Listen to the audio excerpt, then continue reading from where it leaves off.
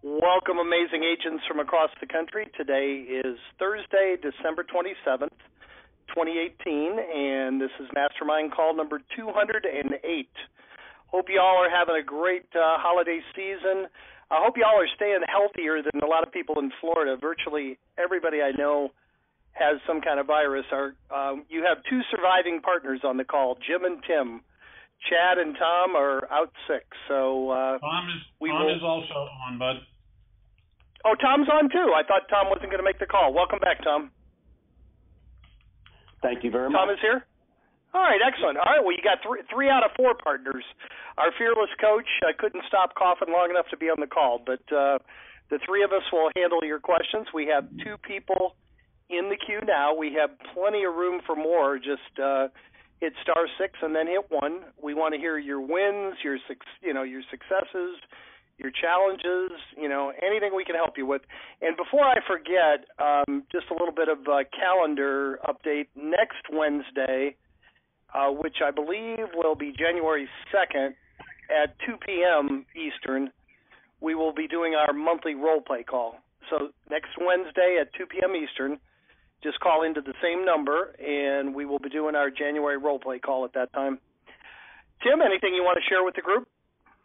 Well, first off, I think it's interesting that you say just the people in Florida. As you well know, everyone in our entire organization blames you for being the alpha originator of this disease. So we're referring to this as a Sullivan's disease, but we'll go on from there. We try not to hold you in such scorn. We've had a wonderful year. We've had a wonderful year. We appreciate everything everybody's done. We hope you had a wonderful, wonderful Christmas with your family, and hope you have a happy and safe New Year. And we're going to try to end the year with a bang, and we hope you're doing the same thing. We're open for business, and we're here doing everything we can to continue to help. We'll continue to do that next year. All right. Well, just call me Patient Zero then in the future. Tom, anything you want to share with the group?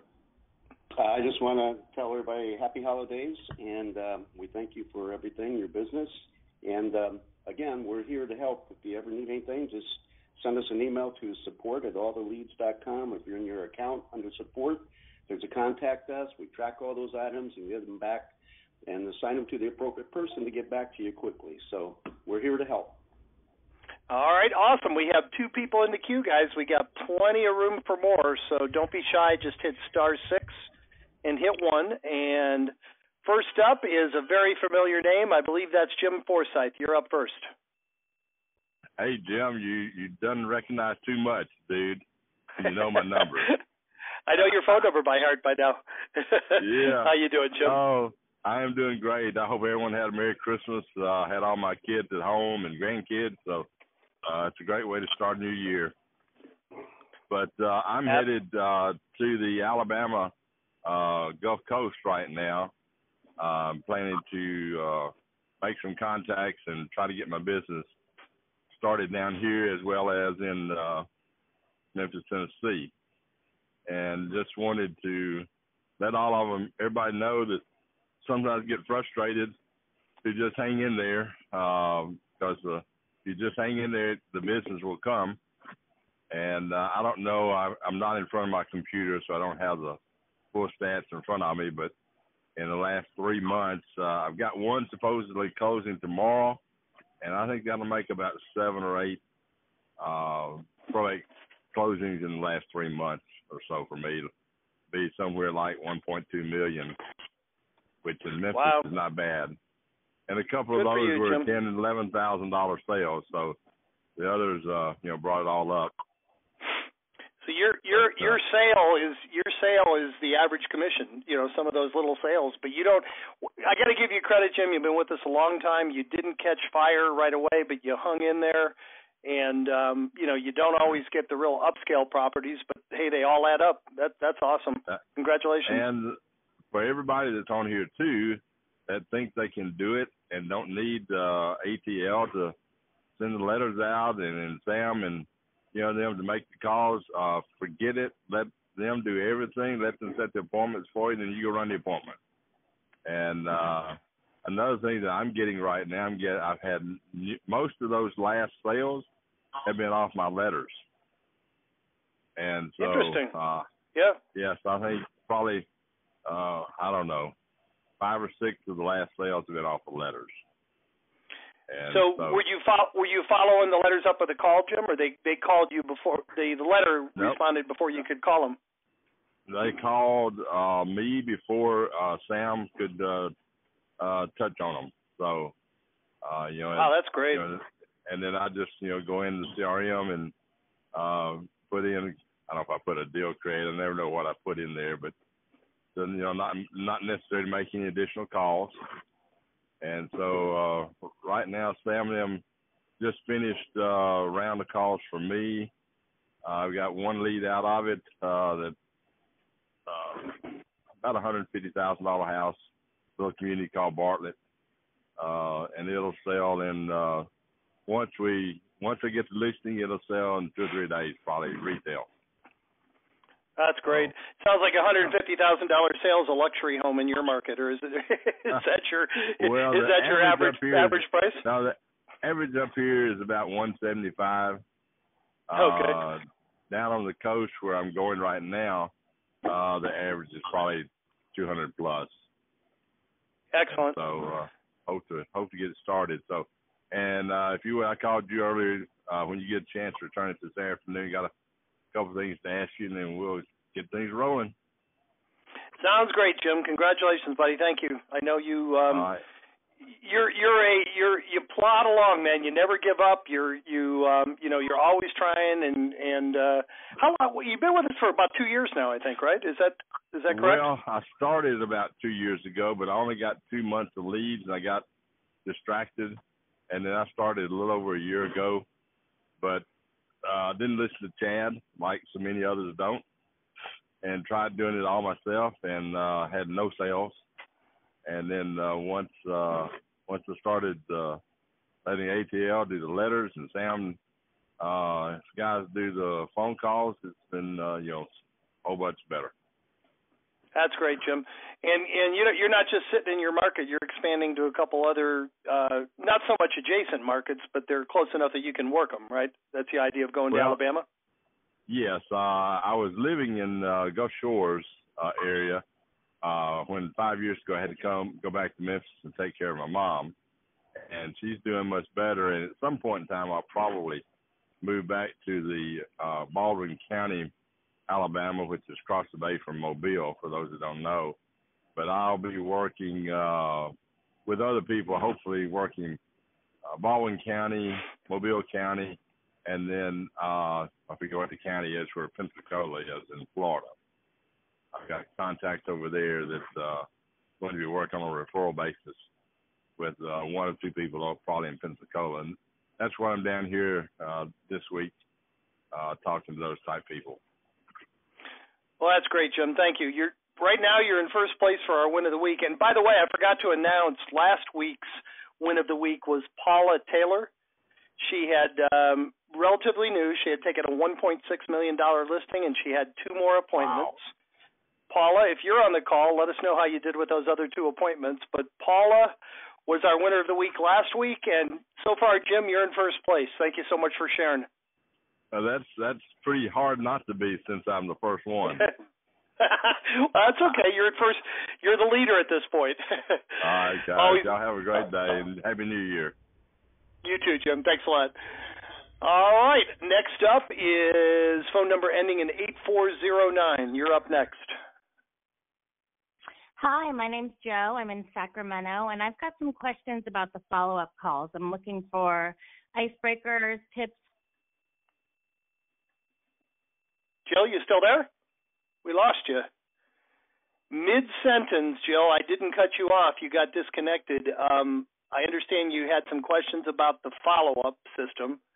Chad's not here, but Tim and I can help you with that. If you want to call back in or hit *6 and hit 1 again, we'll get you back in the queue.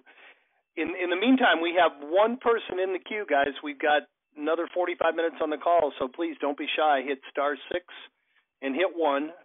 There's no bad questions on this call. We're here to help you.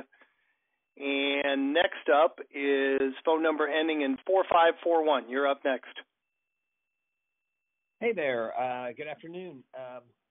also a prospecting question. My name's Tim Johnson, and so I see I'm getting ready. I just got my first batch of leads and did the mailing, and I'm just getting ready to make the phone calls. And so I see that I have the telephone numbers in here for the personal representative, but then there's like another telephone number for somebody else. I mean, a different area code and everything like that.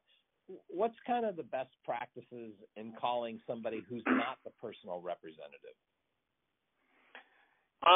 Tim, you can probably handle that better than I, but you should have the phone numbers you should have should be prospective numbers for the personal representative and the attorney. I don't think there's any other phone numbers in there. Am I correct, Tim? Yeah, we give you up to 4 and in some cases even 5 phone numbers that we use a pretty elaborate process that we go out to a bunch of different sources to try to pull as many possible phone numbers as we can that will hopefully get you in touch with the personal representative, and they're delivered to you in the order that we assume they will be most likely to provide that contact. The first couple of them are generally cell phone numbers. The next 2 numbers are generally landline numbers, and that's just kind of the way it works out, not specifically that way. We don't deliver them that way, but they are supposed to be either that person or, in fact, a person who has, based on the references that we found, a relationship with that person or could know how to reach that person. So all of those numbers are about the PR. They're not anybody else. Now, if you're calling them, and you should begin the call by basically saying, "Hey, I'm trying to reach John Jones." And that's a great way to start that call. And if they don't know who John Jones is, they never heard of John Jones, well, then you're done with that call. You move on to somebody else and say, well, thank you very much. This is the number that I had for him, and if you can't help me, I appreciate it. Have a nice day, and move on and mark that number off. But all those numbers are for the PR, and then we try to provide you with as much detail as we can about the attorney as well. If that information is provided in your court, we can only provide you the information the court provides in regard to that data. We don't go out and research the attorneys. That comes off the docket. Okay, fantastic. Great. Exactly what I was looking for. Thanks, guys. One other clarification. We often get questions from our subscribers. If you go through the Fast Track program, it explains all this in pretty good detail, but we'll often have our subscribers, hey, you gave us bad or wrong phone numbers. It's not that they're bad or wrong, but there will be cases where if someone has a common name, we might be finding, as the 3rd, 4th, or 5th phone number, we might be finding the phone number of another John Smith who lives in the same area in the same city. So don't let that throw you. Like Tim said, we're giving you 4 or 5 phone numbers. Usually the first or second you'll make contact, but sometimes you'll get 1 or 2 in there that are for a different person with similar information. So don't let that throw you, and don't assume you have the wrong information. Just say, oh, okay, great, I must have the wrong number, I must have the wrong John Smith, and just move on to the next one. So we often get a lot of confusion about that. All right, well, happy prospecting. Please come back on future calls and let us know how you're doing. Will do. Thanks, guys. All right, excellent. We only have one more person in the queue, guys. I know it's a holiday, but we've got about 75 people on the call. There must be other people with issues or questions. Please hit *6 and hit 1, and you'll be up next. In the meantime, this phone number looks familiar to me. Phone number ending in 2121. You're up next. Hi, yes, my name is Andrea. I was wondering, when I did my first round of calls, I did have one that was really promising, so I'm hoping that that's going to lead to somewhere. Another one was very friendly but very firm in saying, he said he would definitely hold on to my brochure that I had sent him. He would definitely, use me and stuff, but that it would be to list the home, but it would be a minimum of a year. And he was very firm in saying that. So I know there's a fine line between over contacting and under contacting. So I just wondered what you would recommend as far as a follow-up schedule in that situation. Yeah, first of all, I'd recommend a follow-up question or two. And if you want to kind of follow our philosophy that come from providing value, I would say something like, okay, great, so I'll make sure that I keep in touch with you, and I'll make sure for certain that I call you back in a year. But is there anything you need help with in the meantime? Did you do that? Yeah, it's already occupied. It's not like it's sitting vacant, anything like that. So I couldn't add any of those value pieces, like, tell them about the vacant home insurance, any of that. So yeah, no, it's pretty much, I think everything's pretty much taken care of, and they're good where they're at right now, having people in there. But I do think that if I can stay in front of him enough, I do think I will get it eventually. I just, wasn't sure what the. No, that's a great question. Is it with a family member or is it rented? Did you find out what the actual status was, or is a family member living there? I believe it's a family member. Okay, I mean one of the things that you can, and obviously you said it correctly, and you're being sensitive to the right stuff. How far do you push? But one of the things that I would definitely want to know is it a family member that's in there, or are you looking at it as a rental property? Because if it's just a regular rental property, then that gives you a perfect reason to check back to say, okay, so I'm assuming, based on what you told me, that the lease expires on that property maybe in next November. And, I always have people that are looking for rental property, especially in today's market. So if you're interested, or if I find somebody who might be a good tenant, wants to do something around that time of the year, that okay, if I give you a call about that sort of thing, just try to continue the conversation with all of the things that you bring to the table, and having renters so they don't have to go, if the place goes vacant, they don't have to go hunt for a new tenant. You can provide that. That's a great way for you to add value as well, and that makes it easy. Okay. Would you recommend calling only? Like, I was thinking probably not to invest the expense of sending more brochures. It would probably be smarter just to call. And then I'm thinking, should it be like every 2 months or 3 months, or what's the right secret sauce? Well, I think you ought to get the answer to that question, the one that I asked you. Okay. If you determine who's in the property, that'll kind of help you gauge what you're going to go do. In other words, if he's got, if his mom is in the property, and that's probably not going to change for at least a year, but they're anticipating, something might happen, the mother's health is bad, or, you just kind of need to know the circumstances. If it's a rental property, then it's really a term of the lease, and I wouldn't call and pester him too often. Every, once a quarter might be about as much as you wanted to do, or emailing is innocuous. That's not going to hurt anything. And also mailing them a letter, 6 months out might also not be bad either, just to stay in front of them. Okay. Right. And I was going to kind of answer it the same way, that I think if there is a pretty solid reason that it's probably going to be a year, I certainly wouldn't call them weekly or monthly, but probably every 2 or 3 months. Every 2 or 3 months is not unreasonable at all. And just say, hey, I know you said call in a year. I was just checking, see if anything changed or if there's anything you need help with. Because that's over the course of the next year. 3, 4, 5, 6 calls is probably not going to aggravate them. But if you call them too often, it probably will.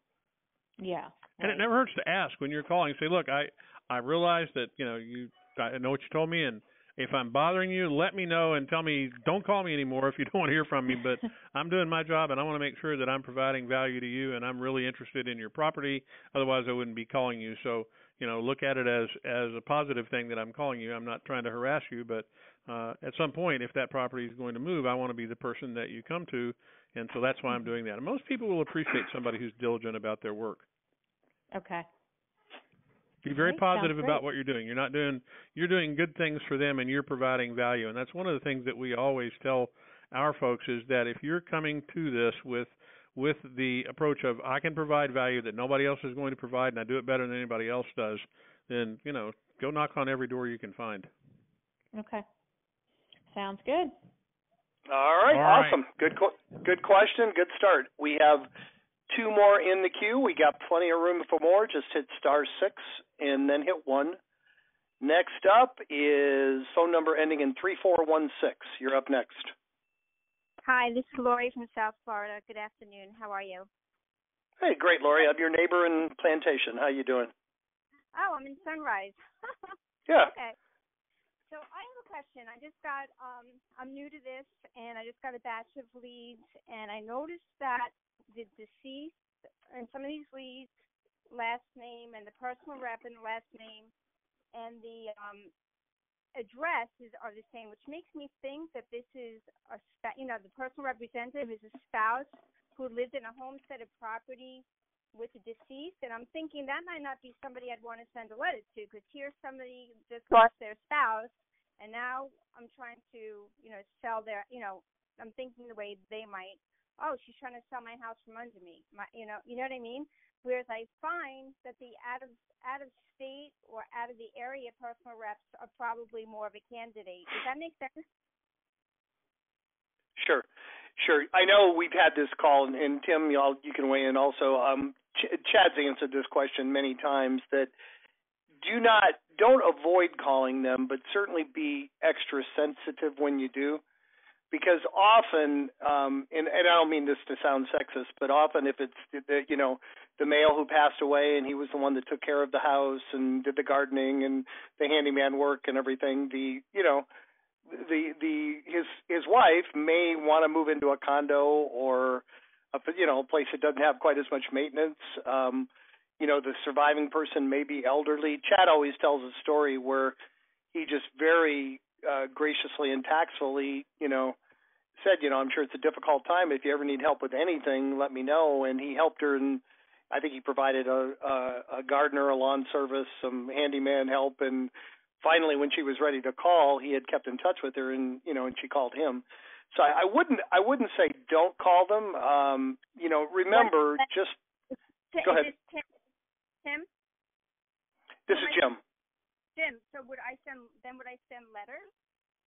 I would treat them just like a regular lead.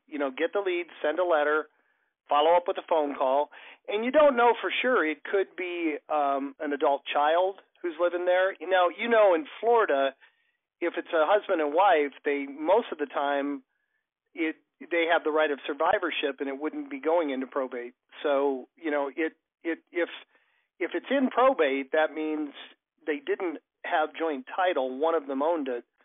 So just because what's that?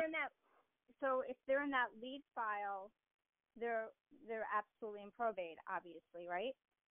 Correct. Okay, so it does mean that they weren't entitled with the right of survivorship, probably, unless there's other issues or other assets with the estate. But don't like we always say, don't screen your leads. Don't make any assumptions.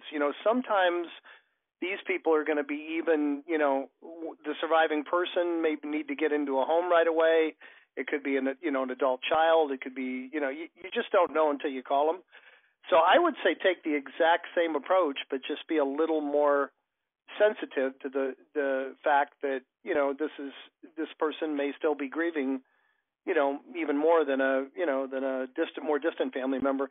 And remember, the same thing applies to this. If it is a surviving spouse, the same thing applies to any probate. It's probably been 3 or 4 months from the date of death, and not that they're over it, but they were over it enough to file a probate. So there's some reason they filed that probate. And often it is because they are planning on selling the property. Okay. So let me ask you another question, kind of related maybe, that how come some of those leads have, so basically you're saying all those leads are in probate, however, some of them have attorneys and some of them don't. Is that possible? Is it possible to be in probate without an attorney?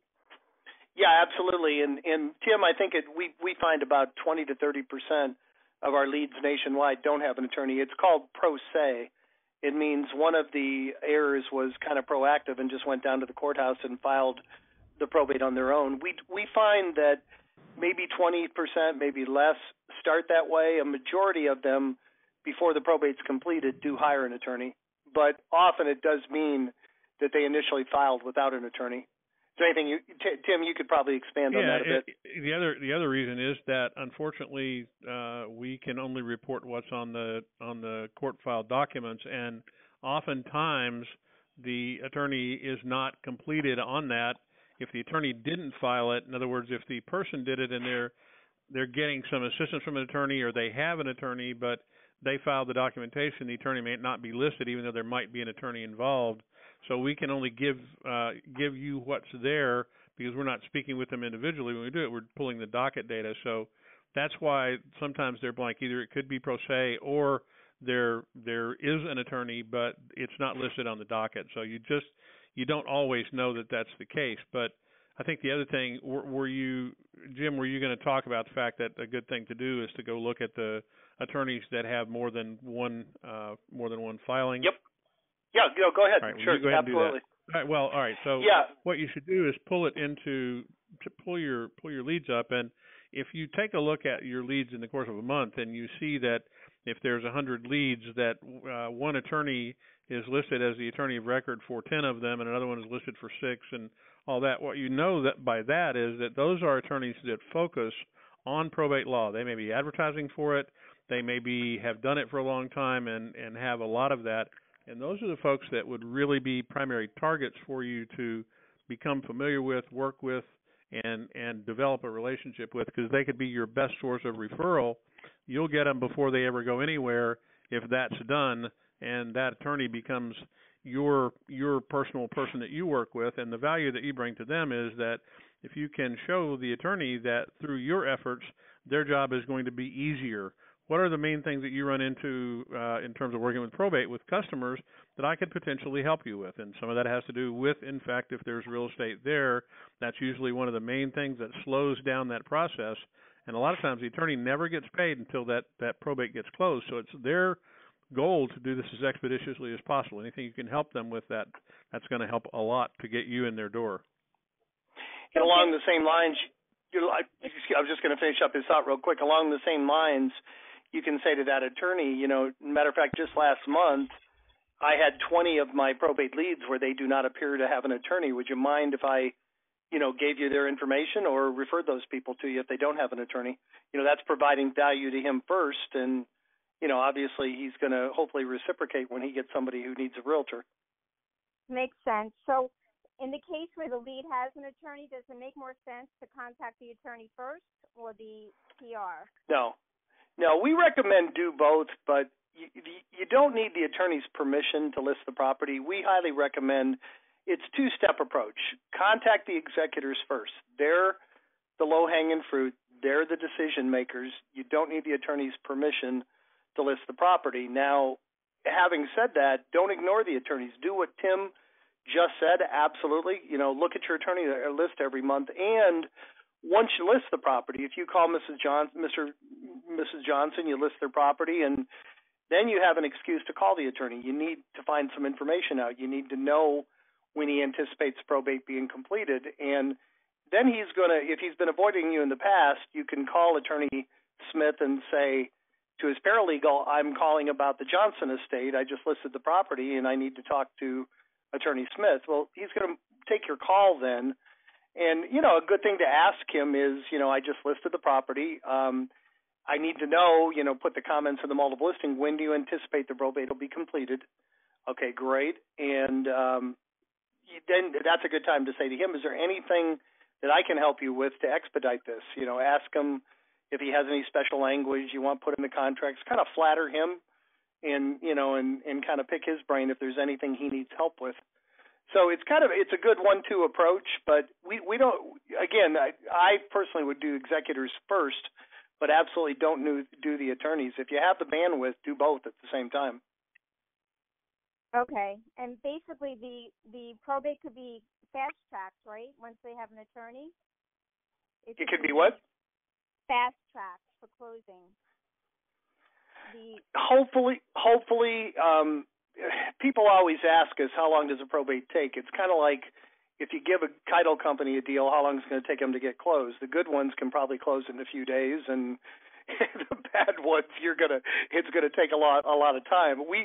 I have seen in the last 5 years, I've seen attorneys get them closed in less than a month, and I've seen them take a year. So hopefully it should move quicker with an attorney. And certainly, if you're taking a lot of the non-real estate, non-legal stuff off of his plate, it could move faster. But Tim, you can probably expand on that. I think there's only so much you can do to fast track it. It's still going to take how long it's going to take, but the good attorneys will definitely get them done quicker than somebody who doesn't pay attention to the detail. Anything you want to add to that, Tim? Well, I think the real issue there is just what I said before, that the attorney, the reason why it's oftentimes moves faster, particularly with an attorney who has been doing it a long time, they know exactly what the court's looking for. They want it. They know exactly how it has to be packaged for the court. They show up. It's in docket format for the judge.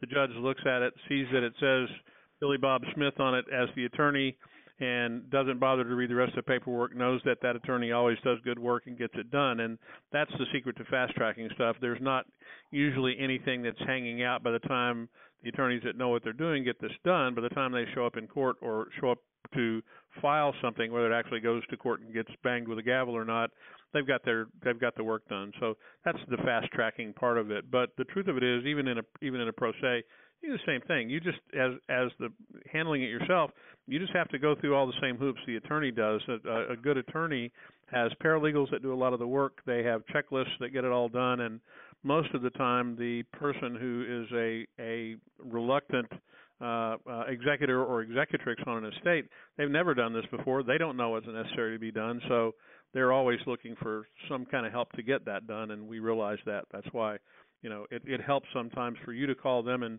maybe they thought they were doing it by themselves. And one of the things that you can offer is that, hey, how's it going? And I see you don't have an attorney listed. Are you working with an attorney? Is that something that could help you? And just like Jim said, that's a great way to build that relationship with an attorney. Yeah, I have a really good one locally. He's in Plantation. And then the other thing is, so in the listing, I would say in the broker's remarks, closing date to be determined based on closure of the probate, correct?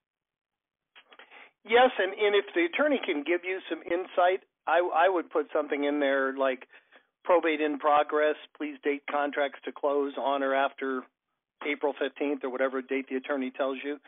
Kind of give the buyer's agents a head up so he can prepare his buyers ahead of time an estimated closing date. And then when you get a contract, obviously you have to put the language in there that closing to take place within, X number of days after, or the, contingent on successful closing of the probate. And it's a pretty standard clause, but again, ask the attorney what kind of language he wants to put in that contract. Let him tell you. Gotcha. Thanks. I appreciate that.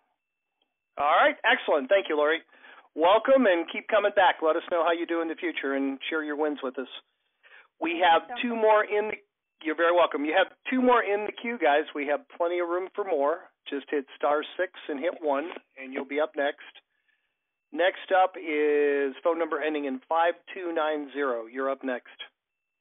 Yes, hi. Thank you for having me on the call today. My name is John Binder, and I'm out of the Maryland area. My wife, Emily, is a real estate agent, and I'm an investor, and I was kind of just wanting to pick your guys' brains and see what you thought about something. I'm not currently an ATL customer or client yet, but I've been looking into it, and I just kind of wanted to see how would you approach the executors and the attorneys. Would you approach it from a standpoint of this is Emily reaching out to you as the real estate agent, or would you approach it more as this is John reaching out to you as a cash buyer and investor, or would you approach it as more of this is John and Emily as a team and we can offer services? Thank you. Great question. And I was both myself for nearly 40 years, and what we always teach, we teach the exact same approach, whether you're a realtor or an investor. You really don't want to brand yourself as either. You're a probate expert, you're a probate specialist, and you specialize in helping people that have inherited property. And you can even say, you can be specific. My wife is a realtor, I'm an investor, I've got an estate sale company, I've got a clean out crew, I've got a contractor, how can I help you? What's kind of interesting, John, when you start the conversation, we always say talk very little about yourself or the real estate and talk about them. And generally, when you start the conversation, hopefully they got your letter, they see all the services that you provide, and probably in the very beginning of the conversation, you're going to know if they're an investor candidate or a realtor candidate. If they, a good open-ended question is, what's been the most difficult part of this for you thus far?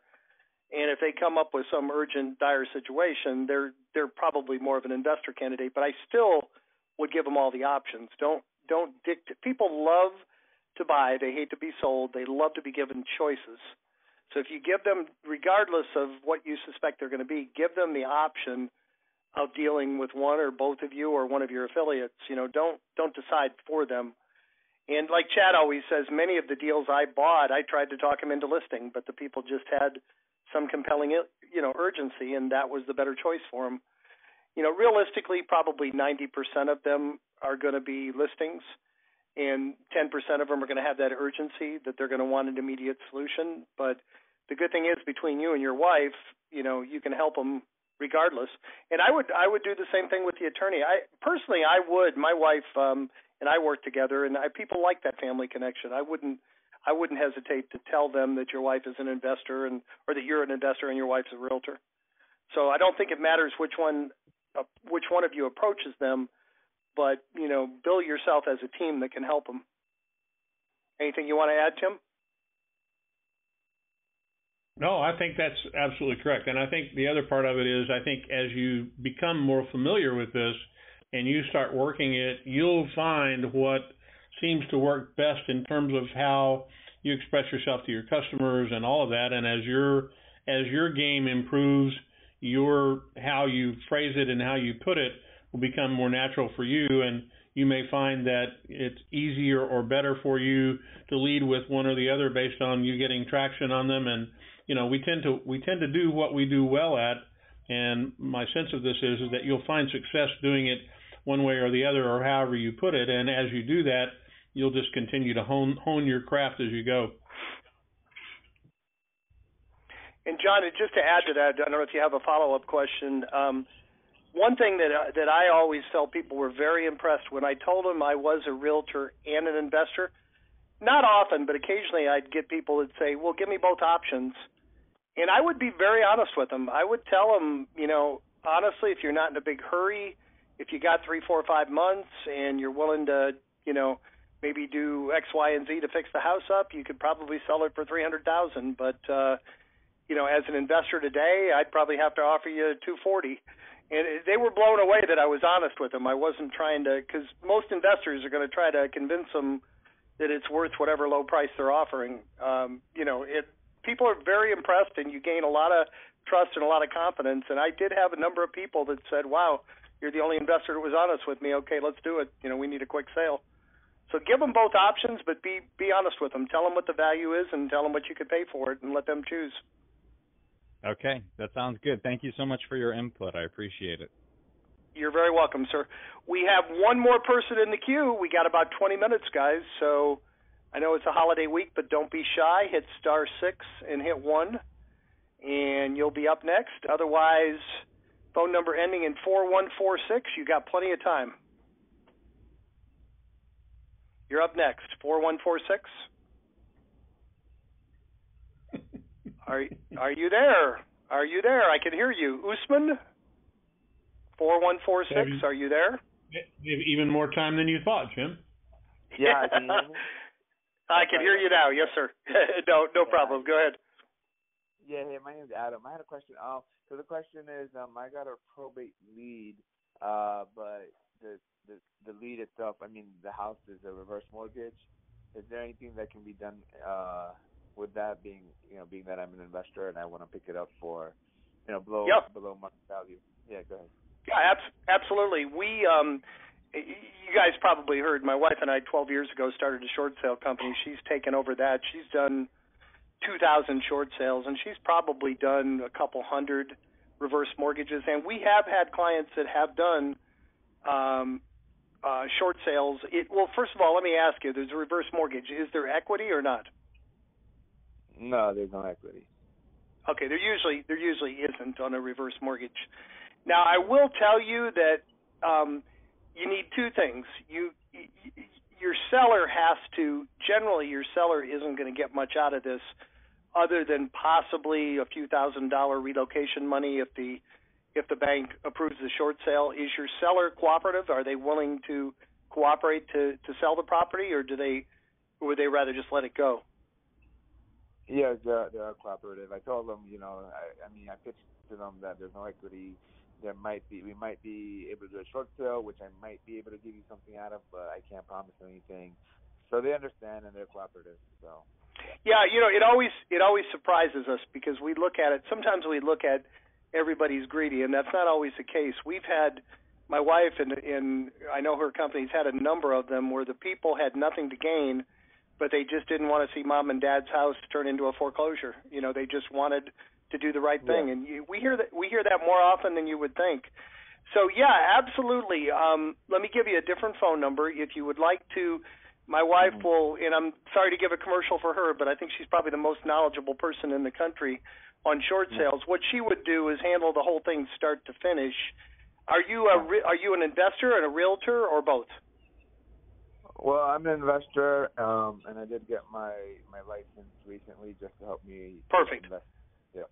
Okay, because she'll handle any good short sale negotiator will do this, but I think she's probably more knowledgeable than any other one I've ever run into. She'll handle everything start to finish, and she doesn't take any of your commission. She'll get her fee out of the deal.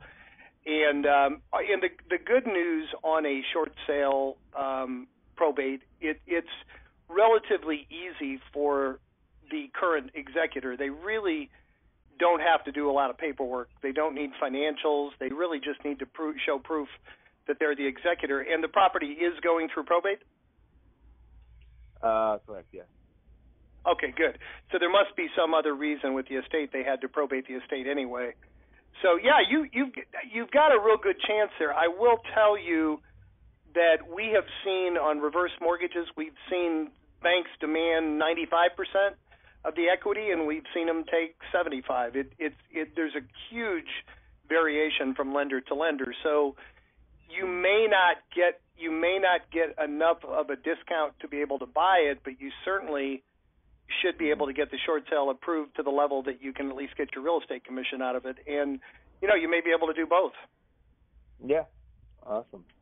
All right, I'll give you a phone number. Just call 954-584-0000 and ask for Pam. What was your name? Pamela. Oh, Pam. Okay. And I'll give her your number here that we see on the screen also. Okay, got it. Appreciate it. Thank you so much. Excellent. Well, guys, we have crickets in the queue. We got this first time, I think, in maybe it's attributable to the holidays, but it's first time in probably 6 months that we haven't gone overtime. Last call, if anybody else has any last issues, questions. While we're waiting, just hit *6 and hit 1. Otherwise, we'll wrap it up a little bit early. And again, a reminder: next Wednesday at 2 p.m. Eastern time, we have, and oh boy, we got 2 more people in the queue. Okay, so I'm reminding you, next Wednesday, 2 p.m. Eastern time, we have our weekly role play call. That's the next time we'll talk to y'all. Next up is somebody named Roger Lacey. I think I've heard that name before. Well, thank you. Good afternoon, and Happy New Year to everybody. Hope everybody had a great Christmas, and I hope Chad gets well. And kind of understand he's under the weather right now. Yes, sir. I'd like for you to go.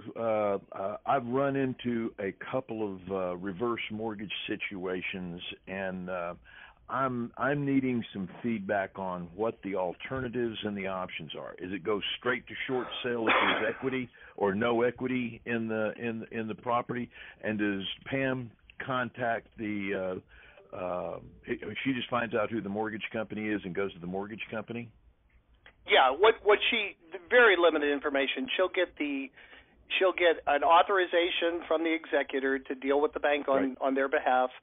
She'll get the mortgage information, and permission to contact the lender, and then she'll take over from there. And I will tell you, Roger, that the one thing all the lenders require, even if you've got a buyer in your back pocket, they want to see that the property's listed. So once she gets to the point, within a few days, she'll determine that they're, and I'm telling you, 95% of the time she gets them closed. So there probably will be a deal there, equity or no equity. But once she gets to that point, she'll tell you to go ahead and get the property listed and send her proof of the listing, which she forwards to the lender. And then she basically handles it. Now, you're the agent. You handle, work with a buyer's agent, handle offers, but you submit the contracts to her. let her review them and go over them with the lender before you have the seller sign them. And one thing that she often will do, she'll get a power of attorney to sign contract on the seller's behalf, so you don't even need to bother them if you don't want to, because they're not getting any money anyway. Do we list those as short sales, or do we list those as reverse mortgage or court approval? Well, Arkansas is a little parochial in their processes. Everything's got to go through. You get permission to list the property, then you get agreement to sell the property after you get an offer by the court. But if it's in this situation, it's for completely different. I think it's a value point in educating attorneys after I get educated, and even if there's a reverse mortgage, we can handle it. It also expands my market into other aspects of real estate. If there's moving out of the house, and that's another issue, moving out of the house into more intensive care facilities and for the homeowner. Sure. I would think, Roger, that you would have to put both contingencies in the contract. It's contingent on bank short sale approval, and it's contingent on the closing of the probate. It's a double contingency, but there's the probate is pretty much a slam dunk. They always close, or almost always close. And I would say the short sales are pretty much the same, as long as you're not.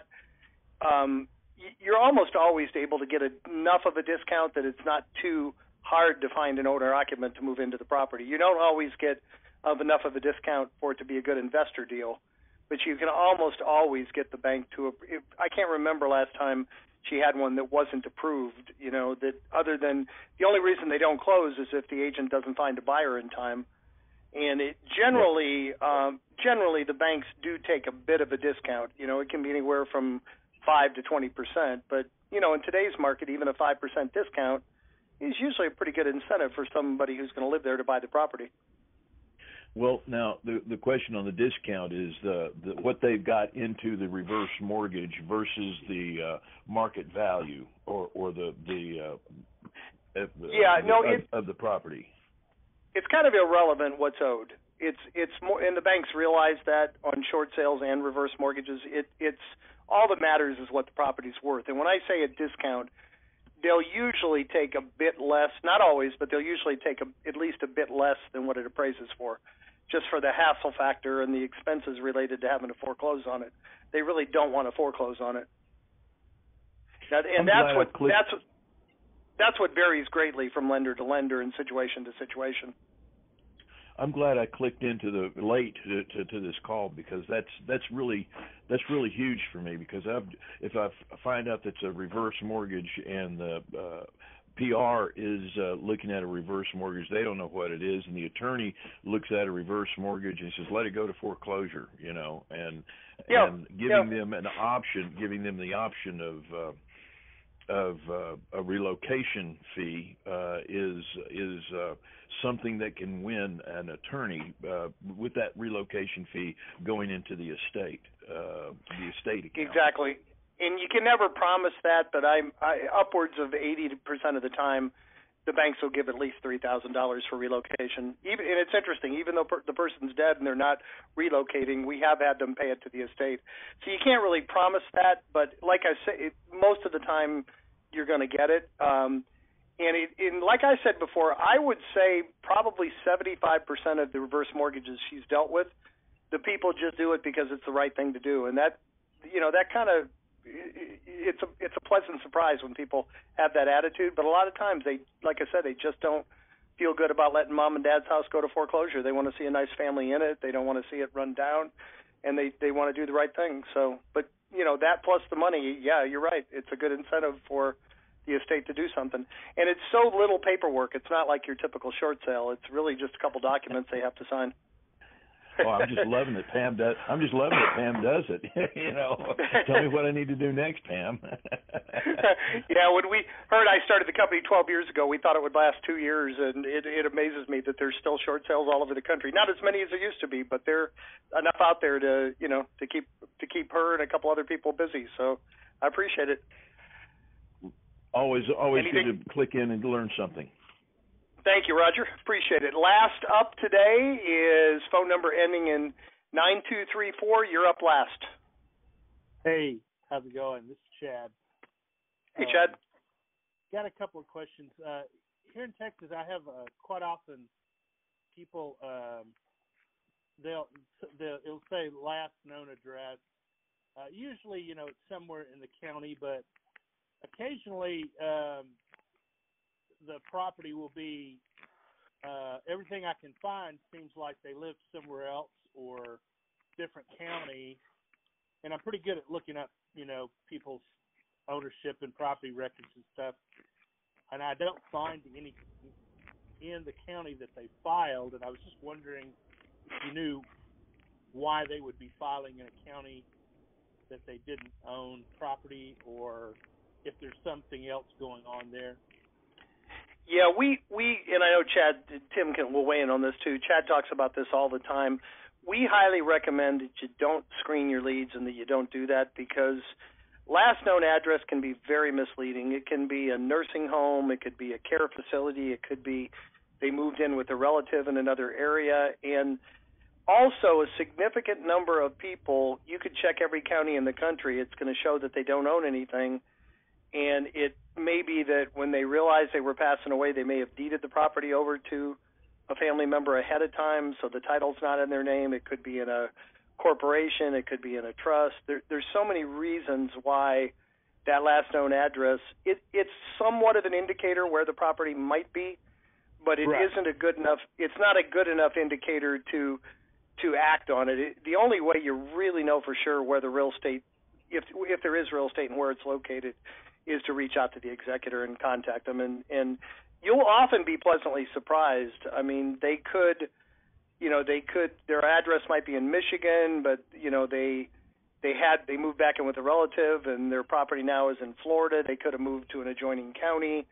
I had one time when I first started this. The guy owned 12 properties all over the country, and I actually was able to do three of them, and I referred the other 9 to someone else. We had a lady on a call 2 weeks ago who got 12 listings from one owner, and when she checked the tax records, it didn't appear like he owned anything.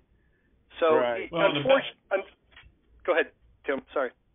All I was going to say is the best answer, obviously, in all of this is to call them, talk to them, send them a letter, but more importantly, when you get them on the phone, say, I've obviously been doing my homework, and I don't see any real estate there, but I just wanted to reach out to you and determine, obviously it's probate that's filed in our county here, and I work through all of these, and that's how I got this. And ask them, what was the reason that you filed for probate in the county? And you may just find that the reason they did it is one of these circumstances where you're not going to find them on the title, but they are, or some other member of the family did something, and there's a reason for that to have had to be filed in that county. There's always a story. And no, they're not always going to have real estate and all of that, but that's the whole point, that we give you as much contact info as we can. Reach out to them, find out why they filed it. Yeah, I like that. That's helpful. That kind of gives me a avenue for a conversation. Absolutely. All right. Anything else we can help you with, Chad? No, that's good. Thanks. All right. First time in a year we're finished 5 minutes early, guys. I think I could safely wish everybody a Happy New Year. I think everybody celebrates New Year's. Even if you're Chinese, you've got your own, right? But I want to wish everybody have a very healthy and safe and Happy New Year's next Monday or Tuesday. Tim's laughing at my inappropriate comment, but we try to have fun here, guys. No negative reference intended. But I do want to sincerely thank you. It's been a great year. We appreciate so much all of you guys. We appreciate you being here. Take one idea, one thought, one thing you learned on this call, or one thing that inspired you. Go out and put it into practice. Have a great New Year, and come back next Wednesday 2 p.m. Eastern on our role play call, and then come back next Thursday, 1 p.m. Eastern, and share your results with the group. Thank you so much, Jim. guys. Happy New Year. Hey, yes, Jim. sir. Go ahead. No, Jim. Yes, sir. Hey, and yes. and to all of our Chinese listeners that Jim just offended, we'll be wishing you a happy Chinese New Year on February the 5th, which would be the appropriate day. There you go. Jim made my comment politically correct. Happy New Year, guys. Thank you so much. Have a great week. We'll talk to you soon.